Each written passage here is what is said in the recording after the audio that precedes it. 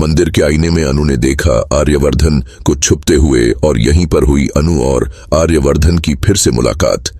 जी हां दोस्तों, सीरियल तुम तक के आने वाले धमाकेदार ट्रैक में आपको बड़ा ही दिलचस्प मोड़ देखने को मिलेगा, क्योंकि दोस्तों जब यहां पर आर्यवर्धन मंदिर में अपने सामने अनु को देखता है तब वह एकदम शॉक्ड हो जाता है और अनु की झलक पाकर वह खुद को छुपाने की कोशिश करने लगता है।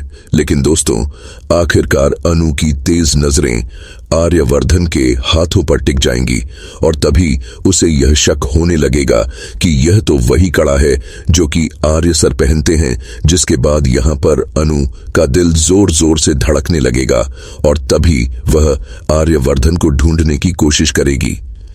लेकिन दूसरी तरफ आर्यवर्धन पल भर में एक जगह से दूसरी जगह पर छुप जाएगा और दोस्तों आर्यवर्धन को ढूंढते ढूंढते अनु को लगने लगेगा कि कहीं यह उसका भ्रम तो नहीं है। लेकिन तभी उसकी नजर सामने लगे आईने पर पड़ेगी और उस आईने में उसे यह साफ साफ दिख जाएगा कि आर्यवर्धन सर वहीं पर ही छिपे हुए हैं और अब उसे पता चलता है कि यह उसका कोई भ्रम नहीं है।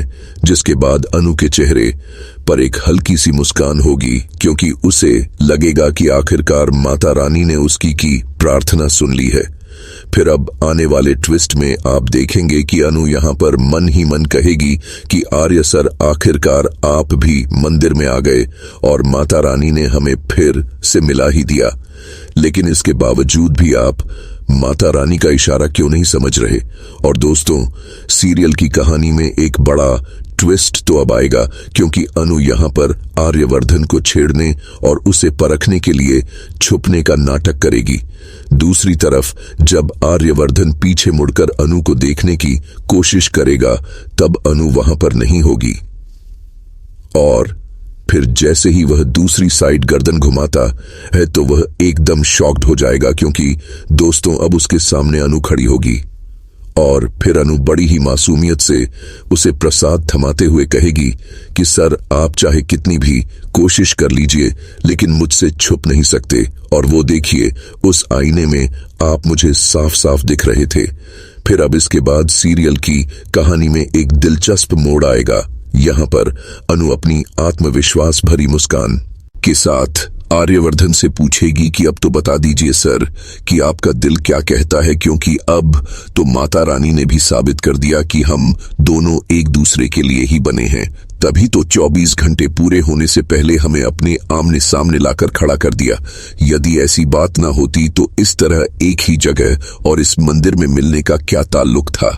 और दोस्तों अनु की इस बात पर आर्यवर्धन भी अंदर ही अंदर सोचने लगता है और चाहे वह कुछ ना भी कहे लेकिन अब उसके दिल की गहराई में भी यही आवाज उठेगी कि शायद अनु एकदम सच कह रही है और माता रानी का यह संयोग कोई इत्तेफाक नहीं बल्कि हमारी किस्मत का इशारा है।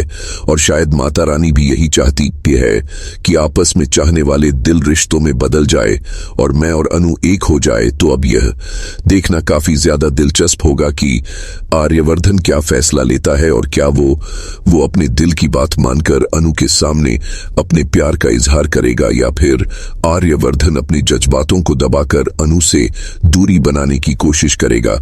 और अब इसी के साथ सीरियल की कहानी में ऐसा मोड़ आएगा जहां अनु और आर्यवर्धन नियति और रिश्तों की कसौटी पर खरे उतरेंगे।